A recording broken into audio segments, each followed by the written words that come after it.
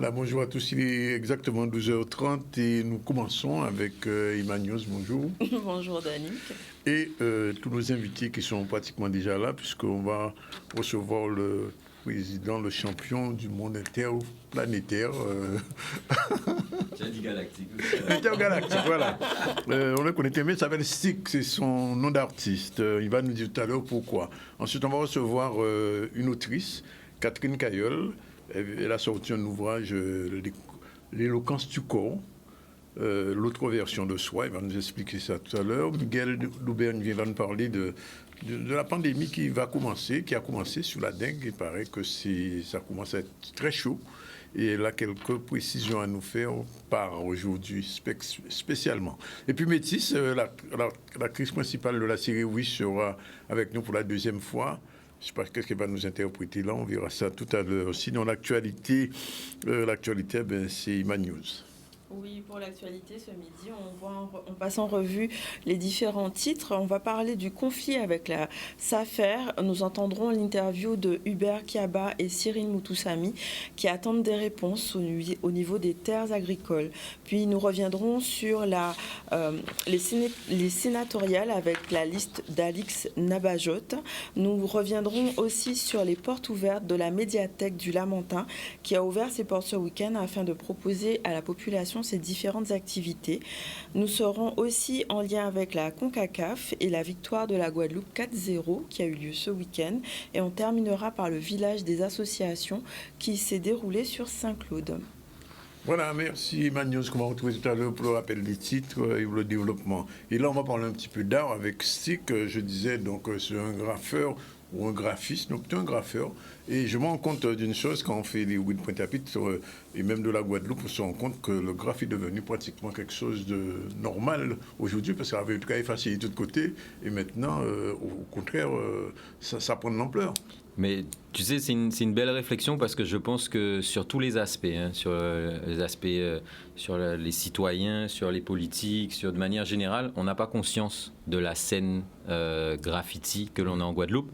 Moi, j'ai eu la chance de pas mal voyager dans le monde, de faire beaucoup de pays et d'avoir peint dans beaucoup de pays.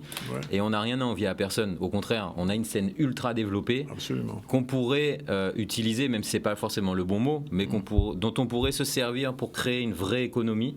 Ouais. Parce qu'il faut savoir que le street art, le graffiti, dans énormément de pays dans le monde, des gens viennent voir des murs. Les gens voyagent, ils décident de partir en vacances et de dire on va aller dans telle ville pour voir tel mur. Ouais. Donc les gens pourraient venir ici par rapport à la scène que l'on a, qui est ultra qualitative, et créer une économie. Ça ferait un tourisme artistique, mais je pense qu'on n'en a pas conscience. Ça viendra, peut-être qu'un jour la région va se réveiller. Je ne sais pas qui doit se réveiller. Je pense que déjà, en premier lieu, les personnes qui doivent se réveiller, je vois où tu veux en venir. Tu vois, je rigole. Mais je pense qu'en premier lieu, les personnes qui doivent se réveiller, c'est les artistes. Ouais. Parce qu'on est trop... tu sais, on vit sur une petite île, on est trop souvent considéré comme petit. Ouais. On va dire que l'hexagone, c'est pas l'hexagone qui nous aide à monter, à grandir et à se sentir grand et fort, tu vois, alors qu'on est grand et fort. Donc à un moment donné, je pense que nous, on doit prendre conscience de qui on est et de l'impact et de la puissance qu'on a dans notre art, dans tout ce que l'on fait. Et une fois qu'on aura ça, je pense qu'effectivement, les politiques ou la population ou les entreprises, les privés, ils vont suivre... le chemin. Ils vont suivre. Tout le monde a sa part de responsabilité, mais il ne faut pas oublier qu'on a la nôtre aussi. Et c'est à nous de nous voir grands, quoi. Alors, avant de venir à le projet sur lequel tu es, j'aimerais bien qu'on fasse un petit retour en arrière, puisque je me souviens t'avoir rencontré il y a quelques années dans un festival caribéen. Tu venais de gagner un grand prix. Et donc, quand tu vas à l'extérieur, en tant que Guadeloupéen, tu viens avec ton art, ton street art, comment tu es accueilli par rapport aux personnes? Parce que pour être champion du monde, pour vraiment, à part un gribouillage, je crois faire quand même. C'est clair, après c'est du travail, il n'y a pas de secret, déjà de un, c'est travailler tout le temps. C'est savoir aussi prendre du recul, se reposer. Donc ça, c'est une chose. Mais alors ça en étonne plus d'un, et en même temps, certaines personnes comprennent tout à fait. J'ai compté la dernière fois, j'ai fait plus d'une quinzaine de pays en tant qu'artiste guadeloupéen. Je précise bien, en tant qu'artiste guadeloupéen, j'ai fait plus d'une quinzaine de pays où j'ai toujours été super bien reçu. C'est-à-dire que pour eux, c'était, sans prétention, mais c'était un honneur d'avoir un Guadeloupéen, Caribéen sur leur festival ou sur leur projet ou pour un mur, etc. Ou pour des championnats de body painting, etc. Le seul endroit où j'ai été le moins bien reçu, c'est à Paris. Ouais, comme par hasard. Tu vois? Donc, même si on est Guadeloupéen, à la base, sur notre passeport, c'est marqué français. Là où j'ai été le moins bien reçu, on va dire que c'est chez moi. Tu vois, dans le pays qui devrait normalement me dire, m'emmener vers le haut, tu vois? Donc voilà. Et c'est ce qu'il faut aussi qu'on essaye de changer, mais c'est aussi le résultat de ce que je disais juste avant, de pourquoi on ne se sent pas assez haut, assez bien. C'est parce qu'on ne nous aide pas à nous voir grands. Tu vois, et c'est seulement si tu voyages que tu te rends compte que finalement, ah ouais, mais je suis grand. Je suis grand parce que je considère cet artiste-là comme étant haut, mais quand je peins à côté de lui, je me rends compte que mais j'ai rien à envier. Mais alors, le pire aussi, le mieux, c'est que tu es un artiste autodidacte. Oui. Parce qu'il n'y a pas encore d'école de graphe en Guadeloupe, ça n'existe pas. Non, ça n'existe pas. Moi, comme je dis, je viens de la rue. La seule école que j'ai faite, c'est celle de la rue. C'est là que tu apprends le graphisme. C'est encore une fois, c'est depuis, on appelle ça les old school, la vieille école, ceux qui étaient là avant moi, ils ont fait le travail. Ils ont fait le travail, encore une fois, depuis les années 90, la Guadeloupe a une scène graffiti très développée. Et déjà à l'époque, ils faisaient des œuvres qui étaient effacées par les mairies parce que, tout à fait. Parce que bon, il y a des cas d'habiter en gens, tu vois, et c'est ça en fait. Donc, tu te balades dans les rues, peu importe où tu vas en Guadeloupe quasiment, tu vois du graffiti, et même à l'époque déjà. Donc moi, c'est la première forme d'art. J'ai toujours dit que la rue, c'est la plus grande galerie du monde. Et donc tu as accès à l'art sans te dire, sans faire la démarche d'aller dans une galerie. Et comme le niveau était déjà haut, voilà, c'est du live.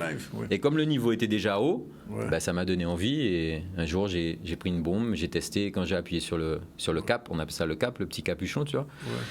J'ai dit, ok, c'est ça que je vais faire. L'autre question, c'est, est-ce que quand on a fait du street art, du graphe, on a envie un jour de se retrouver dans une galerie, faire des tableaux version non murale? Alors ça dépend de chacun, tu vois, ça c'est le feeling, c'est chacun a son envie, ses ambitions. Moi oui, c'est pour ça que je peins de moins en moins dans la rue, et si tu me vois dans la rue, c'est plus pour faire de très gros projets, et je travaille essentiellement en studio maintenant, dans mon atelier où je travaille sur des œuvres, mais c'est aussi parce que c'est un moyen pour moi de pérenniser mon travail. Parce que tout ce que j'ai fait avant, c'était éphémère, tu vois. Je peins sur des murs, ça tient quelques années. Je fais du body painting, ça tient une journée. Donc, tu vois, tout est éphémère et je grandis aussi, je vieillis même, tu vois. Voilà. Donc, il faut pérenniser, il faut laisser une trace concrète. Donc, je travaille de plus en plus en studio, dans mon atelier pour faire des œuvres et faire des toiles, des sculptures, des choses comme ça, oui. Mais ça, c'est mon point de vue, c'est mon parcours. Oui, parce qu'il y a eu un festival du graphe il y a quelques années ici. Oui, il y a Pac-Man qui organise un festival chaque année ou tous les 2 ans. Maintenant, Pac-Man est confronté à ce dont je suis confronté aussi, c'est l'argent, tu vois. C'est avoir les gens qui nous suivent sur tous les plans, le plan institutionnel, l'État et les privés. C'est difficile, c'est compliqué, mais comme on dit, débrouillard pas péché, et puis on avance, quoi, tu vois. Mais alors, avant de parler du mur, puisque c'est le projet, est-ce qu'on peut vivre du graphe art? Moi, je fais en sorte de vivre de mon art. Maintenant, je suis quelqu'un, pour me nourrir, il faut que je fasse plein de choses. Donc, tu vois, je fais du graffiti, mais je fais du body painting, je fais des toiles, je fais de la sculpture, je fais du tatouage. Donc, je suis tout le temps en train de faire quelque chose. Donc, avec ça, moi, j'arrive à en vivre. Alors, il y a des mois où j'en vis très bien, et il y a des mois où, c'est chaud, tu vois. Période de pluie, tu te dis tu es là, mais tu profites de ça pour travailler en studio. Exactement. Tu vois, tu restes dans ton studio, tu crées, mais c'est compliqué parce que tu sais pas pourquoi tu crées des fois. Enfin, tu es là, tu fais des œuvres, mais tu sais pas où ça va te mener. Est-ce que ça va être exposé quelque part? Est-ce que quelqu'un va l'acheter? Personne t'a rien demandé. C'est toi qui es là, qui crée, qui fait des recherches, et tu espères que. Donc, c'est ça qui est difficile, mais c'est comme ça que je me nourris. Alors, justement, est-ce qu'il y a une commande publique? Pour le graphe, par exemple, je pose la question pourquoi? Parce que je me souviens il y a quelques années, le maire de Pointe-à-Pitre, l'ancien maire, Jacques Bangou, il était très pour les graphes, etc. Autant que je me souvienne. Est-ce qu'aujourd'hui, on peut dire les collectivités disent bon, allez, je vous donne le mur de telle école ou de tel bâtiment et puis roulez? Alors, il y a, il y avait pas avant, maintenant il y a de plus en plus, mais on en est encore au stade de décoration. C'est-à-dire qu'on fait appel à des artistes pour faire de la décoration, pour faire des fleurs, des papillons. Alors quand je dis ça, les gens vont dire oui, tu parles de Tchèque Boudou. Moi je connais bien Tchèque Boudou, j'ai aucun problème, mais Jimmy fait de l'art décoratif. Il fait ce que les gens trouvent beau, il le fait très bien, hein, attention, je critique pas, mais c'est de l'art décoratif. Le We Love là qu'on voit partout. Voilà, par exemple. Moi je pars du principe que quand on m'appelle, on me dit Stick, tu peux venir faire un coucher de soleil, une rivière chez moi. Moi, je dis non. Je dis, excuse-moi, je prends 10 minutes, 15 minutes de mon temps et je vais voir la rivière. On a la chance de vivre là. Il a donc... tu vois. Et moi, c'est mon point de vue. Après, je respecte encore une fois, ce n'est pas une critique, hein, c'est mon point de vue. Donc, mais ça, c'est de l'art décoratif. Et je parlais de ça avec Pac Pan la dernière fois. Je disais, tu vois, Pac, moi, je peux pas faire ça. Lui, il en fait encore. Il me dit, ouais, mais Stick, il faut manger, il faut vivre, tu vois. Moi, je peux pas. Et ce que j'aimerais, c'est que les collectivités, les institutions, etc., commencent à se dire aussi que oui, il faut de l'art décoratif. Il ne faut pas l'arrêter, tu vois. Mais il faut aussi commencer à donner place à l'art. Qui est l'expression d'un artiste, c'est-à-dire choisir un artiste pour un projet par rapport à son univers, son style, son message, qu'est-ce qu'il dit, où il va, pourquoi il y va, et à ce moment-là, voilà, lui proposer un mur, mais parce que c'est lui qu'on a choisi pour ce qu'il représente. Alors on va parler du mur, mais juste vraiment dernière question. Mais vas-y, je suis là pour ça. Tu es allé en Chine? Alors je ne suis pas allé en Chine, je suis allé en Corée du Sud. Parce qu'en Chine, il y a des Azibao. Il y a des Azibao, ça s'appelle. C'est des grands dessins sur... Oui. Mais il y a... Mais tu sais, Cuba même... aussi, d'ailleurs. Mais même, tu vas à Cuba ou tu vas en Amérique latine, il y a des fresques de partout. Et chaque pays, chaque continent a plus ou moins son style, son univers. Et je pense, je suis quasiment sûr que nous aussi... En tant que Caribéens et Guadeloupéens, Guadeloupéennes, on a aussi notre style, notre univers, on a des choses à dire à travers notre art. Alors, on vient au mur, puisque il faut qu'on en parle. Qu'est-ce que ça va être ce projet du mur? Alors, le mur, il s'appelle le mur Guadeloupe. Tu vois, l'œuvre qui est là, c'est le mur Oberkampf. C'est le premier concept de mur qui a été créé en France. Donc, c'est un peu le papa des murs. C'est un mur, là, le mur Oberkampf à Paris, c'est un mur où tous les 15 jours, tu as un artiste qui vient et qui peint. Moi, je suis le seul artiste guadeloupéen à avoir participé au mur Oberkampf, à avoir été invité. Et quand là, j'ai remasterisé avec ma collaboratrice l'association dont je suis le président, l'association Guadeloupe, on s'est dit maintenant il faudrait essayer de proposer un projet en Guadeloupe grâce à mon expertise, grâce à mon expérience et aussi parce que j'estime qu'aujourd'hui je dois aussi passer un peu de l'autre côté de la barrière et plutôt que d'attendre que les projets tombent, c'est à moi de les créer puisqu'on sait qu'il n'y en a pas. Il n'y a pas de projet, donc c'est à nous de les mettre en place. Et donc on s'est dit, en toute légitimité et crédibilité, pourquoi pas ne pas monter le mur Guadeloupe, sachant qu'il n'y a aucun mur qui existe en Guadeloupe et dans la Caraïbe sur ce concept-là. Comme on n'a pas les moyens, le budget pour faire venir un artiste tous les 15 jours, on a décidé de faire venir un artiste tous les 1 mois et demi. Et la première performance sera le 28 septembre. Le mur est positionné devant le Cinestar. Il fait combien de mètres à peu près? Il fait 3,75 m de haut sur 6 mètres de long. Quand même, il y a de quoi. Oui, même moi, j'aime les grands murs, mais même hier encore, je suis passé devant. J'ai regardé, je fais ah ouais quand même. Donc on a 4 jours pour peindre.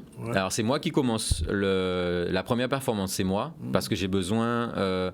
Déjà c'est mon bébé, donc ça me plaît d'être l'artiste qui commence, mais en même temps j'ai besoin d'être à l'intérieur pour pouvoir me rendre compte de tout ce qui va et ce qui va pas, pour pouvoir après modifier.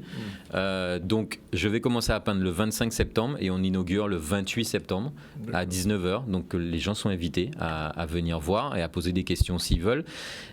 Tout type de personnes.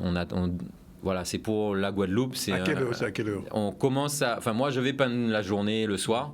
Maintenant, l'inauguration, c'est à 19h.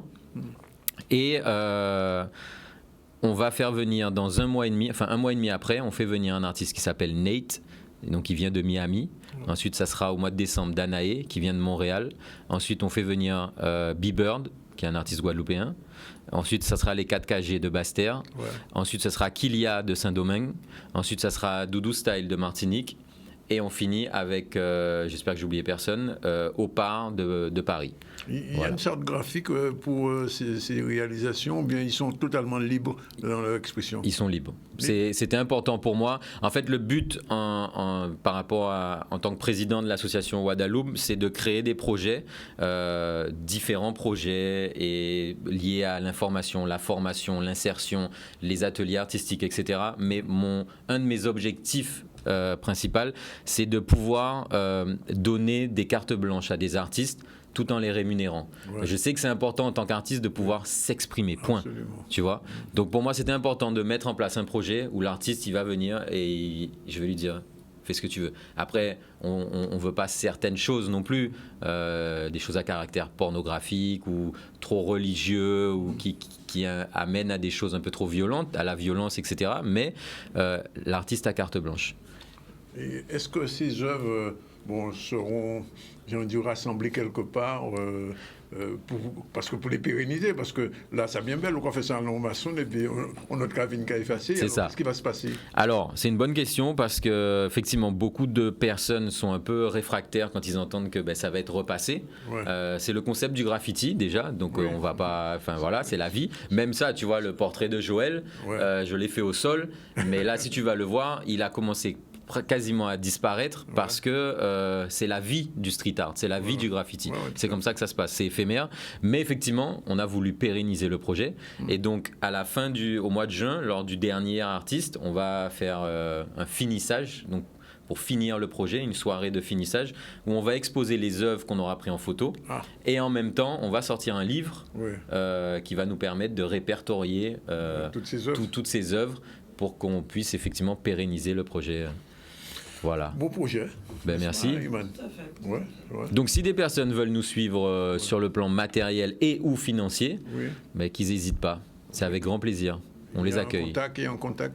Ils peuvent me contacter Steekoner sur les réseaux sociaux, STEEKONER, ou mon numéro de téléphone 54 41 02 ou passer via la... Attends, trop vite. Ok, pardon. 54 41 02. Ok, c'est noté. Qu'ils n'hésitent pas. Et le rendez-vous c'est le 28, c'est ça? Vernissage le 28 devant le Cinestar à 19h. D'accord, c'est noté.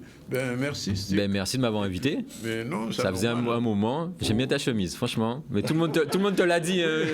Oui, c'est du street art. Exactement, oui. Ok, voilà, 12h47, on revient vers Iman pour le premier titre de l'actu d'aujourd'hui. Oui, voyons ensemble le conflit SACER qui dure en fait. On va voir l'interview d'Hubert Kiaba et Cyril Moutoussamy qui attendent des réponses concernant les terres agricoles. On voit un reportage de Brian Losbar. Après le dossier de M. Moutoussamy, où nous avons constaté en fin de compte énormément d'incohérences, où nous avons constaté un président qui fait comme bon lui semble. Aujourd'hui, nous sommes encore là parce que la SAFER semble fonctionner comme si rien ne se passait et aujourd'hui, il fallait interpeller les gens, notamment le préfet. Il nous manque qu'à rencontrer le préfet et la DAF, mais nous avons rencontré tout le monde. Nous demandons que les choses soient respectées. Nous, en plus, au-delà effectivement de ça, la violation des statuts de la SAFER par ce PDG, président-directeur, alors je dirais plutôt pseudo-PDG, mais nous constatons aussi, nous avons découvert des détournements de fonds. Parce que nous constatons véritablement qu'on est en train de dilapider les fonds véritablement des malheureux. Des statuts sont clairs. Ils disent qu'on ne peut pas vendre un terrain qu'on a acheté 20 centimes, qu'on ne peut pas le vendre 200 €. Et nous voyons effectivement des sommes astronomiques que M. le Président propose, en fin de compte, comme bon lui semble à des agriculteurs ou alors des fils d'agriculteurs. Aujourd'hui, nous voulons dénoncer tout cela. Nous voulons effectivement dénoncer aussi le fait que nous voyons des sommes qui sont payées par la SAFER, alors que c'est certains proches de M. Sref qui ont eu des PV sur des terrains parce qu'ils ont débroussaillé des terrains à Petit Canal. Aujourd'hui, nous constatons que la SAFER a payé effectivement le montant de ces PV. Mais au-delà effectivement de ça, nous constatons aussi que des hectares de terrain sont donnés à ces mêmes personnes-là sur Petit-Bourg. Aujourd'hui, c'est la politique du copain coquin qui prime à la SAFER. Aujourd'hui, nous entendons le président dire ce qu'il a envie de dire. Aujourd'hui, nous disons qu'il est temps On est prêt à se rencontrer, on est prêt à dire la vérité aux Guadeloupéens, mais on est prêt véritablement à ce que, enfin, qu'on fasse fonctionner la SAFER dans les règles de l'art. Nous espérons qu'avec les commissaires du gouvernement, nous avons rencontré la DAF sans rendez-vous, mais il nous a promis effectivement d'envoyer ce que nous lui reprochons et nous recevoir. Jusqu'à maintenant, nous attendons effectivement cette réception. Aujourd'hui, nous avons l'impression que tout le monde a peur de la SAFER. Alors, est-ce que c'est parce qu'ils sont mouillés? Est-ce que c'est parce qu'eux aussi savent qu'ils ont joui d'un certain nombre d'avantages de la SAFER sans rien dire? Mais aujourd'hui, nous voulons que tout un chacun comprenne nos responsabilités pour faire véritablement fonctionner l'agriculture en Guadeloupe comme il se doit. J'ai rencontré M. Losbaum. Il nous a dit qu'il nous donnera des réponses. Pareil pour la DAF, qu'il nous donnera des réponses. On reste dans une situation où on reste sans réponse. C'est bien pour ça que ce matin, on est mobilisé. On est mobilisé ce matin pour avoir des réponses encore. Pourquoi le silence de l'administration? Pourquoi un tel silence alors que les faits sont là? Les statuts sont bafoués.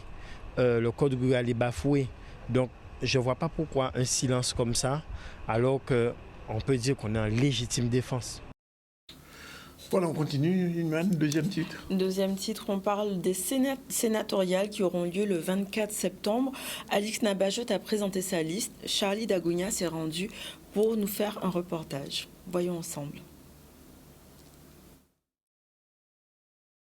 Alors mon ambition, c'est de montrer aux grands électeurs qui sont des élus municipaux majoritaires, puisqu'il faut rappeler que c'est les conseillers municipaux qui détiennent les clés de ce scrutin, contrairement à ce qu'on veut laisser prétendre, ou que c'est les maires qui confisquent ce pouvoir aux élus municipaux. Et je lance un appel à mes collègues élus municipaux, grands électeurs, pour leur dire de prendre le temps d'évaluer, de scruter, de peser, de sous-peser l'ensemble des candidats avec leurs projets et de faire le choix de celui ou de celle qui aurait le projet qui correspondrait à leurs attentes. Les thématiques institutionnelles, sociales, l'environnement, l'insécurité, l'économie, le transport, les déchets, je crois que ce sont des problématiques pour lesquelles ça fait des années que nous sommes en réflexion, nous avons fait des constats. Aujourd'hui, il faut agir. Il faut agir en étant courageux. C'est le courage qui m'emmène à être candidat. J'ai un potentiel.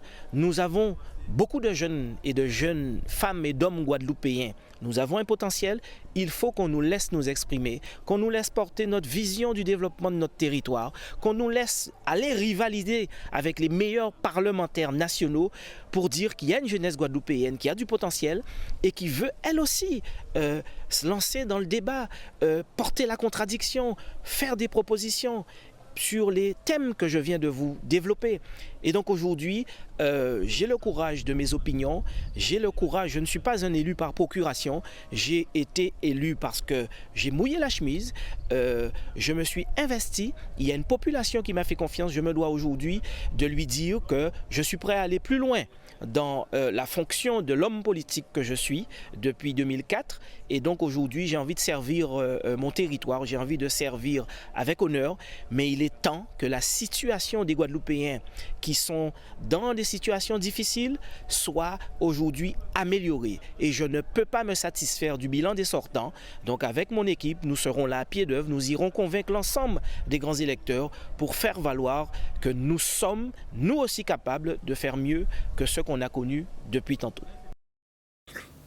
Voilà, 12h53, on lance la première pause et on se retrouve avec Iman News dans un instant. Voilà, c'est parti pour la deuxième partie de ce ZCL News en direct de Canal 10 et nous allons recevoir dans un instant Catherine Cayol, bonjour. Bonjour. Mais avant, on fait un petit retour en temps longtemps, c'est toujours normal.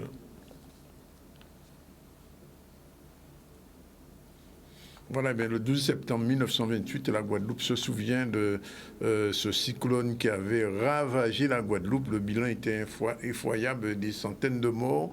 À l'époque, c'est un peu comme ce qui s'est passé en Libye là aujourd'hui. Il y a plus de 10 000 morts. Mais à l'époque, en Guadeloupe, les maisons étaient en papier, j'ai l'impression. Et donc, tout était cassé. Et l'île a pu se ravitailler en Martinique, puisqu'en Martinique n'avait pas été touchée par ce cyclone. Et je me souviens, ma grand-mère me parlait souvent de ce cyclone de 1928. En temps 1928, ça a été vraiment une catastrophe. On parle de Hugo des années 79-80, mais 1928, c'était un cyclone. Bref, c'est extrait de l'ouvrage de notre collaboratrice Laura Mann, Les Antilles et la Guyane, en 365 dates, et régulièrement, avec Dalia, on fait un petit retour sur ces périodes. Merci, Dalia. On revient à l'actualité rapidement, retour sur l'actu avec Iman News. Alors, l'actualité, nous avons déjà parlé du conflit de la SACER ainsi que de la liste de Alix Nabajot. On pourra voir ensemble la médiathèque du Lamentin qui a ouvert ses portes ce week-end, l'occasion justement de faire découvrir ses activités, à la fois de lecture, mais pas que. On va voir un reportage de Vianney Valverde. Nous participons donc à cette grande campagne de promotion des bibliothèques et proposons aujourd'hui une journée porte ouverte voilà, pour le public, pour la population lamantinoise et d'ailleurs. On est en train de faire revivre les livres qui auraient pu être jetés. Donc on est en train de les recycler en faisant un pot de fleurs à l'intérieur pour faire pousser des fleurs dedans. Du coup. L'objectif de cette journée, c'est déjà de faire découvrir et redécouvrir la structure, les différents services que nous proposons et surtout l'idée de montrer qu'au-delà donc, de la lecture, nous pouvons proposer différentes activités de manière à rendre attractive la structure, de faire venir des publics qui n'ont pas l'habitude de venir dans ce type de lieu, en fait, dans les bibliothèques. Et voilà, donc nous avons des ateliers créatifs, des ateliers numériques, puisque bien sûr, ça c'est très important, nous surfons sur la vague du numérique, des ateliers de lecture avec les tout-petits, les bébés lecteurs, des bookface. Voilà, on a essayé de faire une programmation qui présente en cette journée tout ce que nous pouvons proposer tout au long de l'année. Voilà, Trésor, alors je vous l'ai dit, on reçoit même Catherine Cailleul, les autrice, pas que. Elle a écrit un ouvrage qui commence à être connu en Guadeloupe et en Martinique, qui s'appelle L'éloquence du corps. Je pense que l'autre version de soi, je pense que c'est un ouvrage qui est disponible dans toutes les bonnes librairies, même dans les mauvaises. Mais alors, je vais commencer par... pas par la fin, mais par quelque chose qui m'a marqué en lisant cet ouvrage. Je dis, c'est une citation à la page 116. Cet ouvrage est le reflet du chemin qui s'offre à chacun de nous dans cette expérience de la vie. Je ne peux pas être là même au début de l'écriture qu'à la fin de ce livre, car nombreux sont les événements qui viendront contextualiser mon récit. Explication. Mais c'est assez simple. Au quotidien, on vit un certain nombre d'événements. Alors, ce que j'appelle événements, c'est le fait de se réveiller, de rencontrer un problème avec un voisin, son enfant ou son conjoint. C'est un événement. C'est pas toujours de la pathologie, c'est le vécu au quotidien à chaque instant. Et donc, pendant l'écriture de cet ouvrage, à mesure que j'écrivais, à mesure que j'étais dans cette distance, puisque je suis dans l'observation de moi-même, dans ce récit, à mesure que j'écrivais, je m'enrichissais de ce qui se passait en moi, de comment je percevais les choses, comment ce que je pensais avoir noté, avoir compris, avoir perçu, se modifiait au fil de l'eau, au fil de l'écriture. C'est un peu ce que j'ai voulu dire. C'est-à-dire que toute la présentation que j'ai faite depuis le début, la propos de l'ouvrage, bien sûr, je suis restée dans ce cadre, mais j'ai étayé un peu différemment certains chapitres dont je pensais faire des choses un peu plus simples, mais les expériences m'ont amené à écrire différemment. Alors, effectivement, parce que quand on prend le début de l'ouvrage, on a le sentiment qu'on entre dans un roman. Enfin, presque, c'est à la limite du roman, c'est, comme on dit, borderline. Et puis, subitement, vers les deuxième, troisième parties, quand on a fait l'inventaire du potentiel, oui, on arrive vraiment dans quelque chose qui ressemble à une biographie. Alors, il y a un personnage central qui s'appelle Gabrielle, c'est oui, une femme, enfin, c'est une jeune femme, qu'on voit sa vision, son évolution. C'est Gabrielle qui vous a inspiré ou c'est vous qui avez inspiré Gabrielle? Je suis l'observatrice de ma propre vie. Oui. Donc, je suis en distance par rapport à moi-même. L'être humain Gabriel, ce n'est pas moi. Ah, ce n'est pas vous? Non. Non. Même pas un petit peu? Non, je suis cette âme qui regarde cet être humain évoluer. Oui. Alors, je ne sais pas si c'est bien de dire ça, mais c'est ma réalité. Oui. Je suis en observation de moi-même. C'est pas évident, mais ça s'impose à moi, puisque c'est un programme qui s'impose à moi depuis la sortie du coma. Oui. Je suis, de fait, en observation de moi-même, en permanence. Alors, justement, qu'est-ce qui justifie ce titre de l'ouvrage, l'éloquence du corps? Le corps est un grand bavard. Même quand il ne parle pas, il nous dit tout. Oui. Dire que je n'ai pas su, que je lui demandais beaucoup, que je le sollicitais énormément, ça serait me mentir. Il m'a alerté, il m'a donné des signaux. Pour autant, j'étais dans ce besoin irrépressible de performer, de me réaliser professionnellement. Et les choses se déroulent comme elles doivent se dérouler. Je suis dans l'accueil de ce qui est. Oui, alors, le sous-titre de l'ouvrage, c'est l'autre version de soi. Alors, justement, on arrive à la page 107.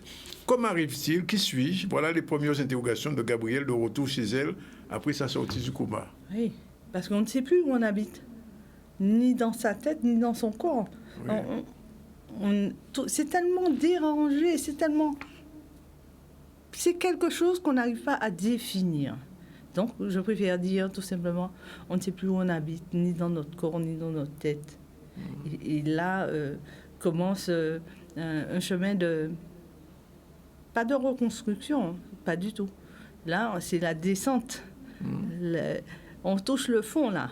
C'est ce vers quoi on va à ce moment-là. Et ça va durer une dizaine de mois.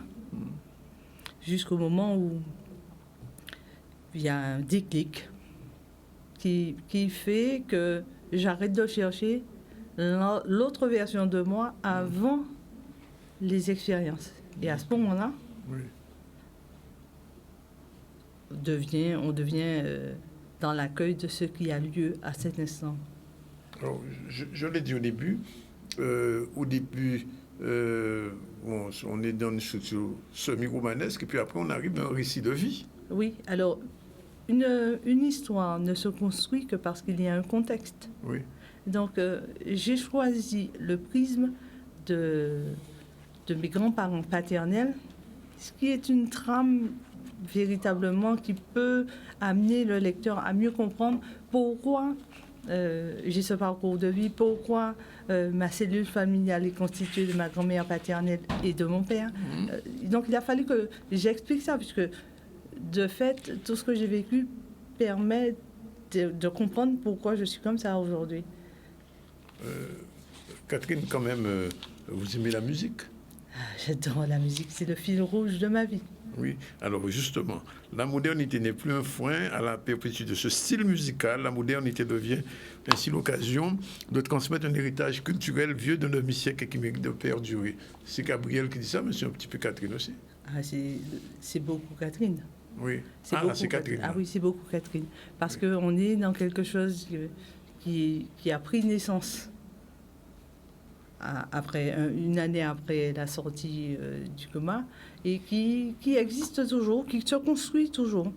C'est-à-dire que j'ai compris que dans mon parcours de vie, la musique a toujours été cet objet, comme disent les psychologues, cet objet transitionnel, le doudou, dont l'enfant ne veut pas se séparer quand il quitte chez ses parents pour le rassurer. Et même adulte, on a un doudou. Moi, la musique, c'est mon doudou depuis toujours et encore plus aujourd'hui. Donc, j'ai choisi de créer une méthode de sauvegarde des patrimoines de tradition orale vers une formalisation à l'écrit pour ensuite pouvoir les transmettre à d'autres espaces où ils n'auraient pas eu accès sans l'écriture. Donc, j'ai appelé cette méthode la méthode HSE, héritage, source d'éducation. Quelle musique vous aimez? J'aime toutes les musiques. J'ai d'abord été bercée par la variété française. Oui, et mon père François, des choses comme ça. Ouais, vraiment.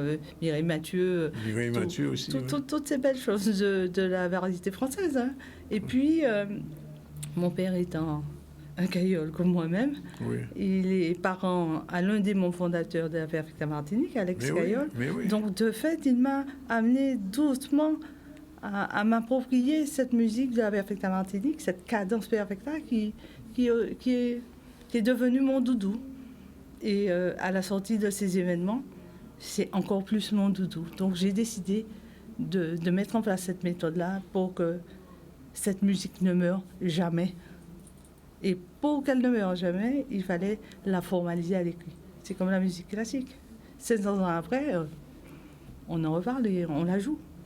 Alors j'aimerais que ça soit ça. Alors j'ai fait le premier exemple avec la Perfecta Martinique, mais j'aimerais que l'on puisse arriver à faire ça pour tous les patrimoines de tradition orale, de quel que soit le pays. La méthode est à disposition, donc je souhaite et j'aimerais qu'on puisse sauvegarder tous nos patrimoines de tradition orale. Alors, l'autre chose, c'est que quelquefois, enfin, quand on vous le lit quand même, on a le sentiment que l'écriture, c'est presque une thérapie. Alors, l'écriture aurait pu être une thérapie, mais quoi qu'il arrive, quand on écrit, comme je le dis à la page 116, comme vous l'avez mentionné, ça vous nourrit de fait quand vous écrivez, puisque vous êtes en train de lire ce que vous écrivez, et c'est une part de vous que vous êtes en train d'écrire. Donc, oui, ça fait du bien. Mais ce qui me fait surtout du bien dans ça, c'est que le déclic que j'ai eu pour arriver à l'écriture, c'est que j'ai un ami qui a traversé une pathologie aussi difficile que l'AVC. Et son environnement immédiat, sa famille, et lui compris, étaient, je pense, sont toujours dans le déni de qui il est aujourd'hui. Et les gens ont même dit, quand j'ai échangé avec lui pour lui dire, ben non, essaie d'accompagner ton actuel potentiel, parce que moi je pense que c'est ce vers quoi il faut aller. Et ses proches ont estimé que je ne disais pas la bonne chose. Et là, je me suis dit, on touche le fond. Donc, qu'est-ce qu'il me reste à faire ? Je vais formaliser ça à l'écrit. Je vais poser ça, je vais écrire un contexte. Ça n'est pas une autobiographie, mais c'est que je crée un contexte de façon à ce que cet ouvrage puisse accompagner Monsieur Tout-le-Monde. Alors, c'est vrai que je suis plutôt appréciée des femmes, mais j'aimerais tellement être appréciée de Monsieur Tout-le-Monde, des hommes, puisqu'il s'agit d'un ouvrage qui s'adresse à l'humanité dans sa globalité. Donc, le message parce que je souhaite... l'image, c'est le corps d'une femme, peut-être ça. Ben, ça devrait attirer des hommes. Oui, aussi. Oui, pourquoi pas. Mais c'est la douceur des lignes du corps de la femme. C'est ça qu'il faut retenir. Le message que je souhaite faire passer, c'est surtout dire aux gens, je ne suis pas un médecin, je ne suis pas thérapeute, mais par contre, c'est du vécu. J'invite les gens à prendre un peu de recul, quel que soit l'événement qu'on traverse dans sa vie, que ce soit un changement de l'adolescence à l'âge adulte, de la vie active à la retraite, du mariage au divorce.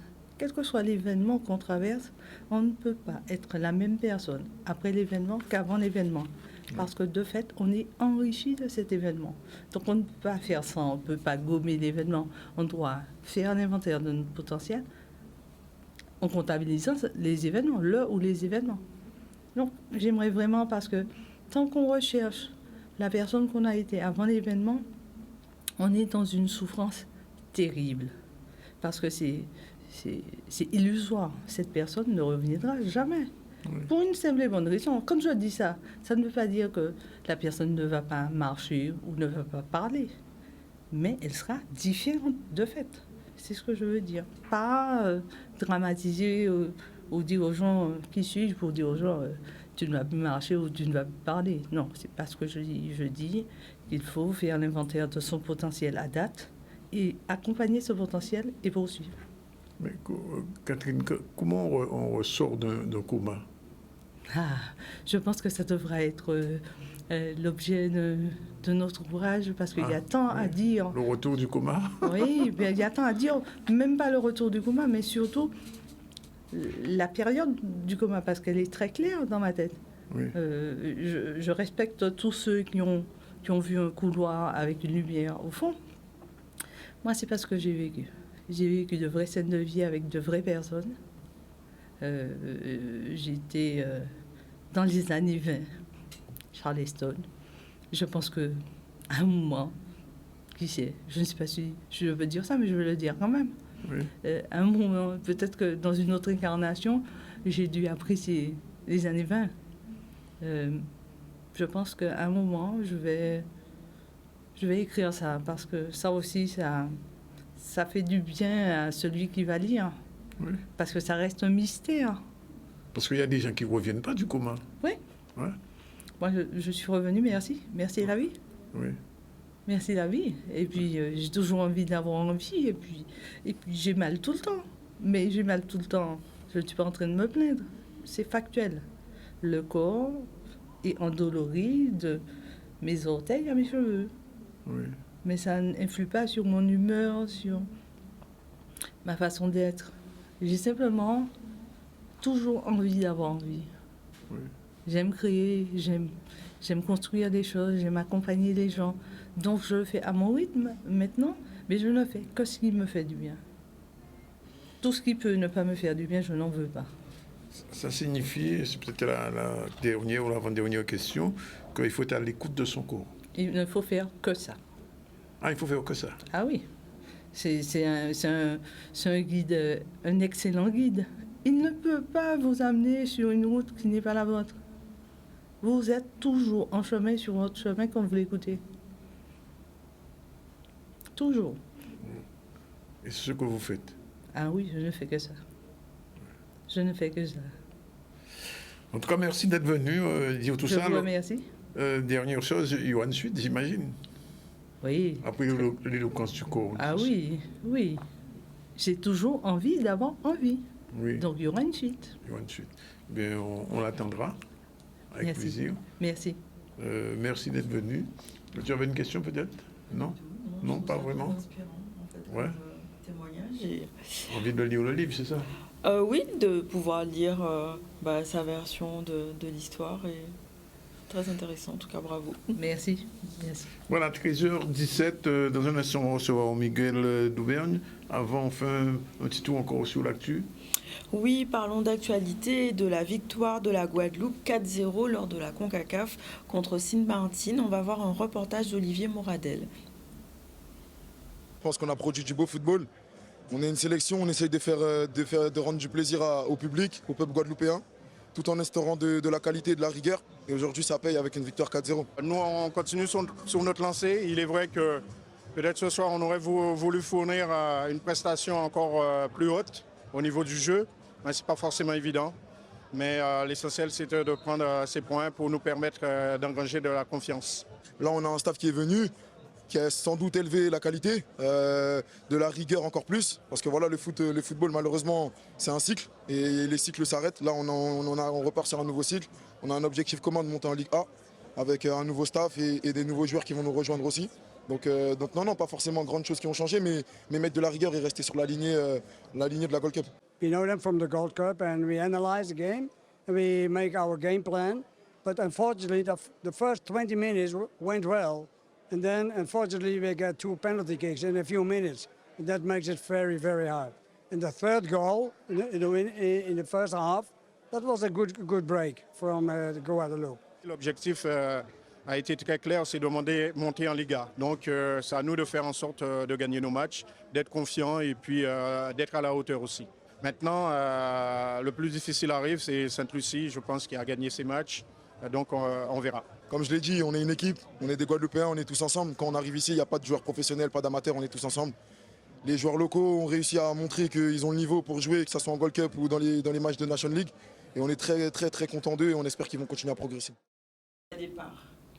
Voilà, 13h19, où est-ce que on prend la deuxième pause? On se retrouve tout à l'heure pour conclure ce ZCL News avec Miguel d'Auvergne. Il va nous parler, je vous l'ai dit, de cette épidémie de dengue qui commence à s'étendre en Guadeloupe, bien que l'ARS n'ait encore rien dit de particulier. Ce qui est particulier, justement, parce que au temps du Covid, tu l'étais tous les jours. Enfin bref, c'est notre situation.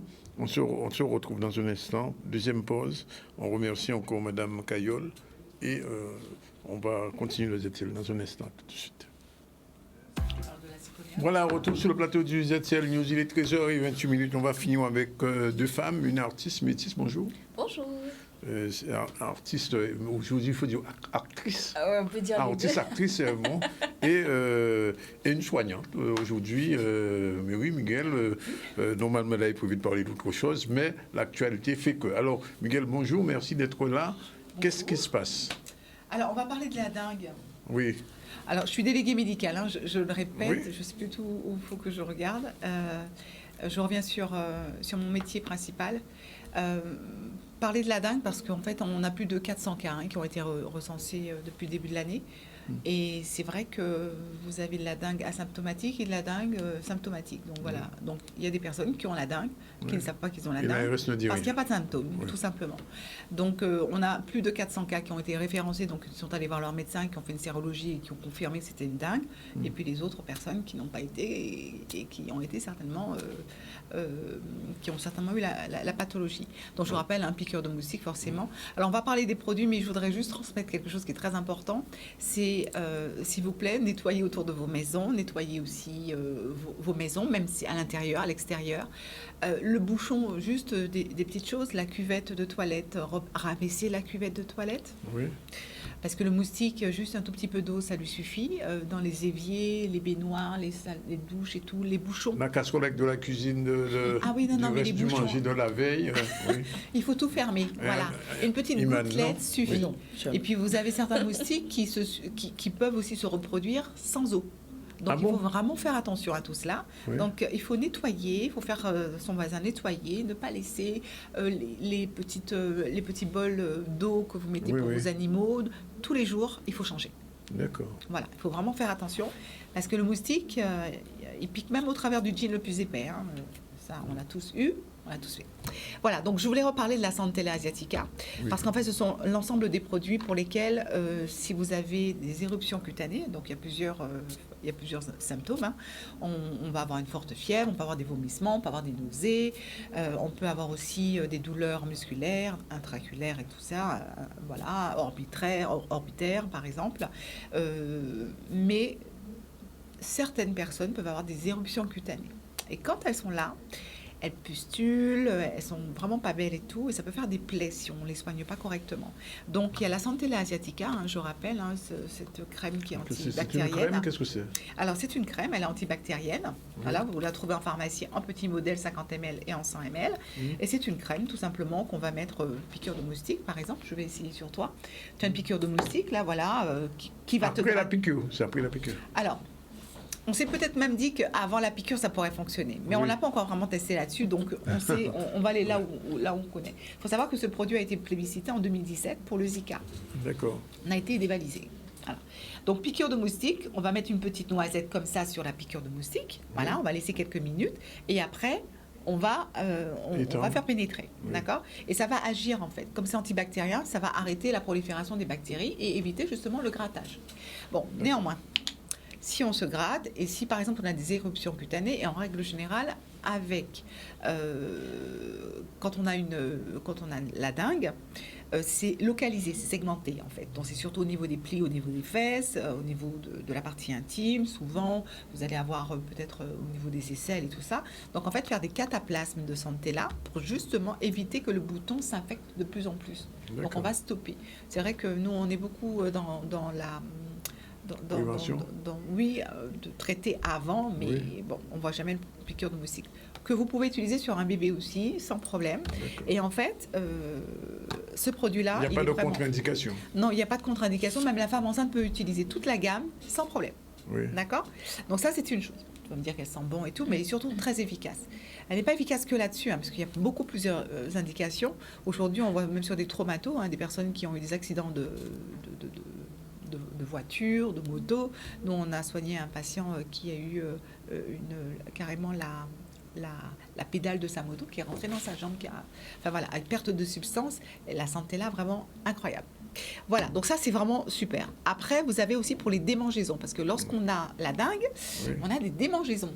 Donc là, c'est la Centella avec de l'aloe vera. Et là, je t'en remets un petit peu. C'est juste pour vous montrer. Je fais exactement comme si c'était mon médecin. Donc en fait, tu pourras. Mais en fait, c'est pour les démangeaisons. C'est à partir de l'âge de 3 ans parce que l'aloe vera est vasoconstricteur. D'accord. D'accord. Et en fait, c'est le seul baume fluide que vous trouvez en pharmacie. Et c'est très important ce que je vais dire parce que vous pouvez avoir des personnes qui ont aussi des douleurs au niveau de la peau, qui ont mal. Rien que de toucher, ça va faire compliqué. Donc en fait, c'est un fluide. Voilà. Voilà, tu peux confirmer éventuellement. Et c'est de la centella et l'aloe vera. Donc, d'un côté, les démangeaisons et de l'autre côté, pour l'hydratation sur 24 heures. Donc ça, c'est vraiment très important. Toujours produit naturel. Et puis, on a pour les piqûres de moustiques, forcément, vous avez déjà vu des personnes avec plein de petites taches, plein de petites rosaces sur les jambes et sur les bras. Donc, on va traiter le bouton parce que le fait de traiter le bouton va éviter ces rosaces. Mais si on n'a pas traité le bouton, qu'on a gratté, forcément, on va avoir ce qu'on appelle les prurigots. Et là, on ira sur du kojic. Le kojic, c'est une émulsion qui va tout simplement unifier. Donc, vous n'avez pas besoin d'en mettre que sur les taches. Vous pouvez en mettre une petite noisette. Vraiment, c'est un produit, c'est un peu émulsionné, forcément. Et en fait, une petite noisette vous fera tout le bras.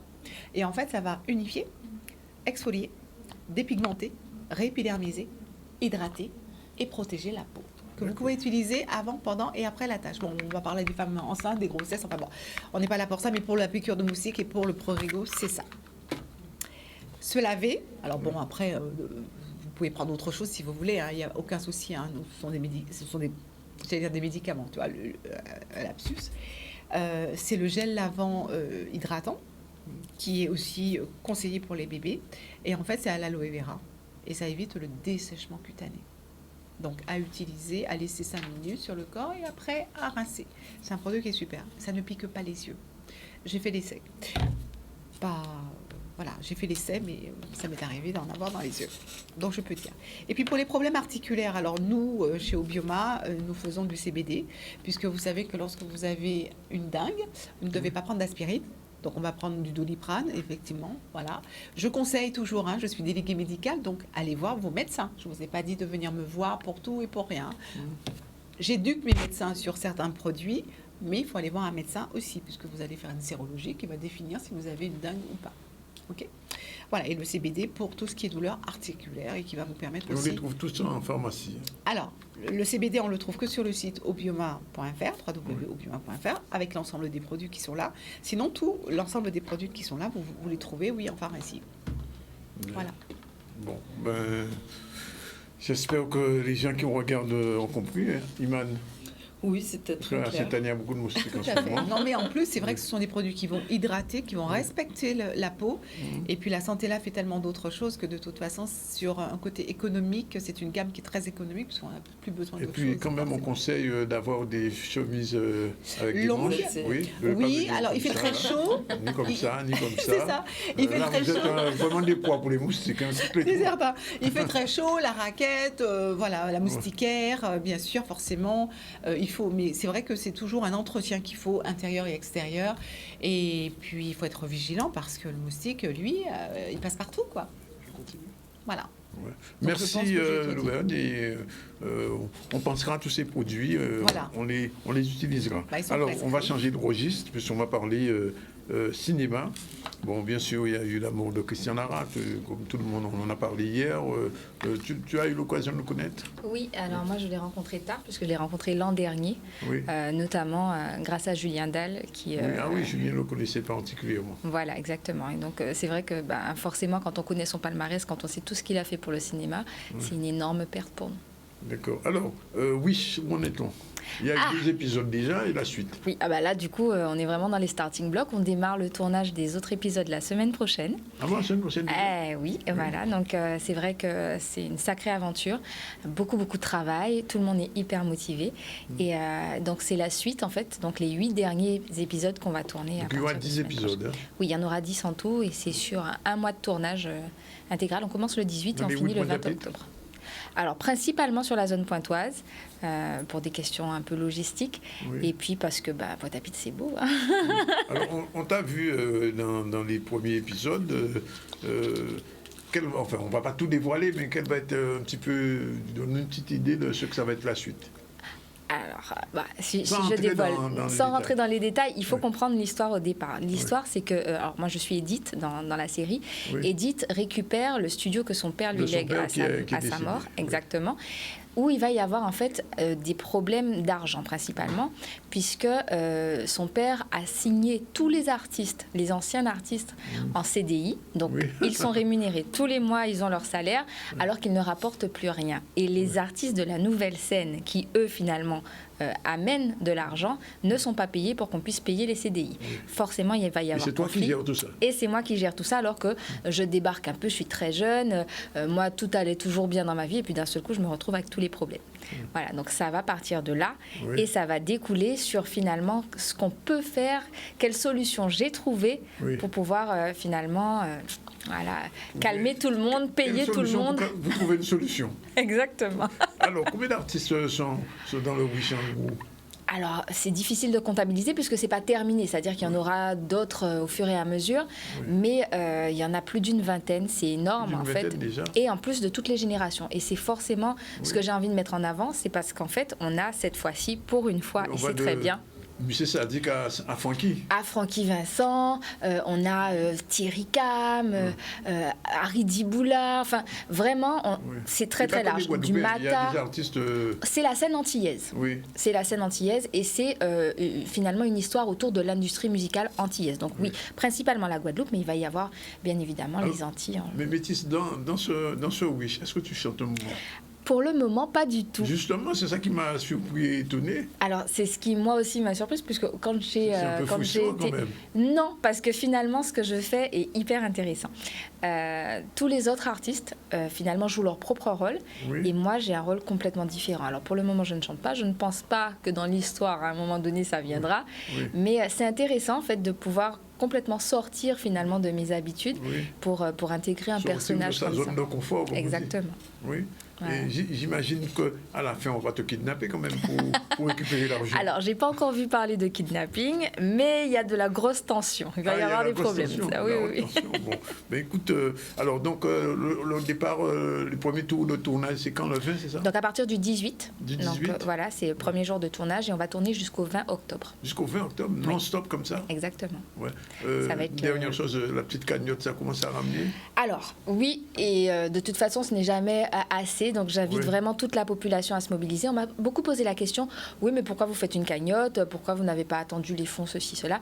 Il faut comprendre que cette cagnotte, elle a d'abord été demandée par la population et qu'ensuite, c'est vraiment parce qu'on a envie que l'intégralité du financement soit fait en Guadeloupe. D'accord. Et c'est pourquoi... Donc c'est un film, une série guadeloupéenne 100%. À 200%. À 200% même. Voilà. Et c'est la première fois qu'on arrive à travailler comme ça, depuis le premier technicien jusqu'au dernier artiste. Voilà, tout le monde, on est à 100% local. Oui.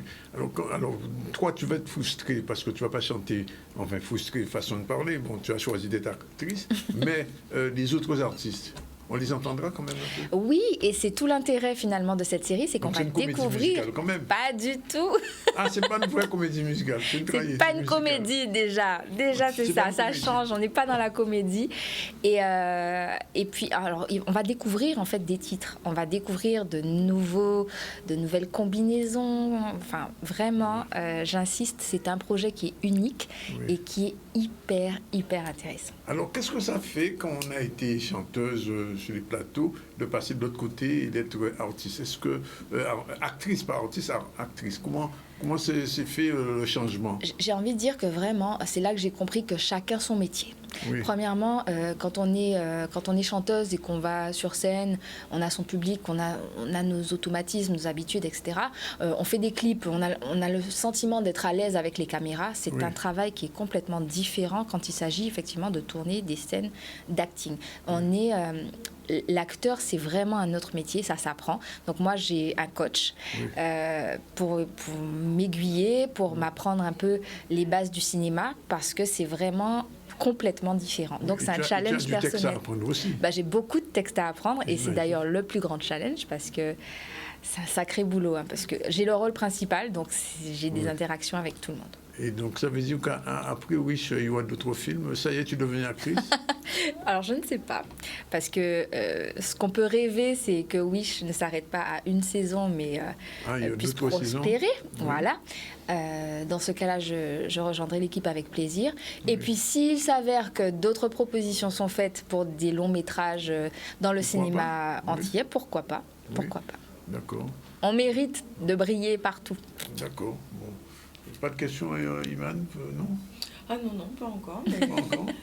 J'ai hâte de Tu n'as pas voir encore vu, oui, tu n'as pas vu les 2 premiers épisodes? Non, malheureusement, je n'étais pas allée au Ciné-Star pour voir... On a ce soir une séance gratuite pour la population, je le place rapidement, sur PMAO, donc au Centre culturel Gérard Loquel.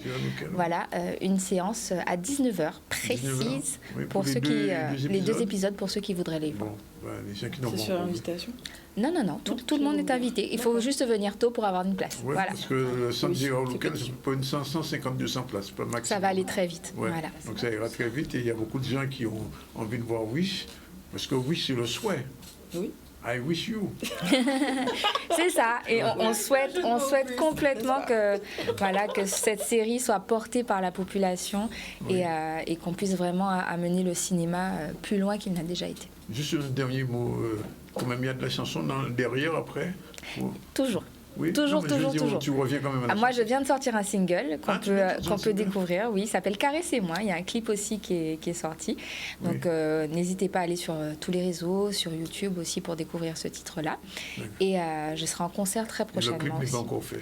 Puisque le clip est déjà fait. Ici, il est sorti. Oui. Ah bon? Et voilà. Et en concert, alors il y a tous les concerts de Wish. N'oubliez pas que vous pouvez venir justement regarder les artistes de la série qui sont en concert très régulièrement à partir de maintenant.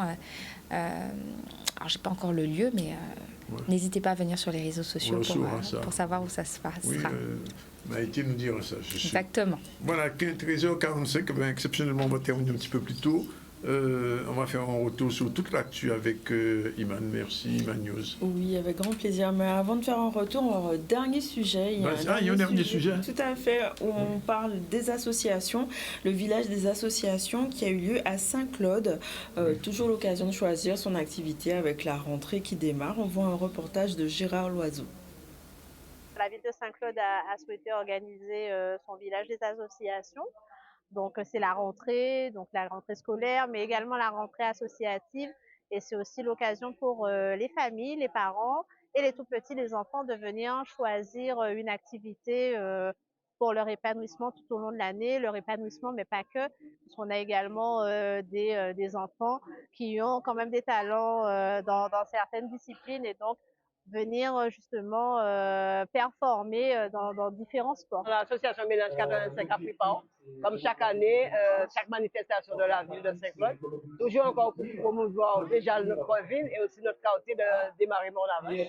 Donc, tout en sachant que cette année, ça nous donne 38 ans d'existence et puis nous tenons quand même pour essayer de mobiliser les personnes, parce qu'on n'a plus de jeunes pratiquement dans le quartier, mais au moins pour motiver les personnes, comme on dit, les seniors. J'ai fait le tour, je trouve ça intéressant. C'est vrai qu'il y a plus de choses pour les enfants que pour les adultes ou les personnes d'un âge mûr, je dirais. Et puis, il suffit de faire son choix, en fait, et puis de savoir ce que l'on veut. On a été accueillis par la mairie de Saint-Claude dans le cadre du Forum des associations. Donc, on est une association qui développe l'activité de loisirs à vélo, à VTT et à vélo de route. On fait aussi de la marche pédestre. Donc, l'idée, c'est de développer le vélo de toutes ses formes, adressé à toutes sortes de publics, des enfants, des personnes de 77 ans et plus, et affinités, et dans un bon esprit de convivialité. Donc, c'est un petit peu ça. On organise quelques manifestations sur l'année et on participe aussi aux manifestations des différents clubs de Guadeloupe. Aujourd'hui, on profite de l'opportunité que la municipalité de Saint-Claude nous offre à l'occasion de ce grand village des associations pour venir à la rencontre des structures associatives. Et essentiellement, aujourd'hui, on est sur l'information sur les mesures facilitant l'embauche au sein de ces structures-là. Donc, aujourd'hui, on fait la promotion d'un dispositif particulier, le parcours emploi compétences, contrat d'accompagnement, qui est en fait la mesure pour l'emploi la plus facilitante pour ces structures-là. Donc, on va à leur rencontre, ils viennent vers nous et puis on essaye de faire en sorte d'apporter une réponse adaptée à leurs besoins au recrutement. Bien.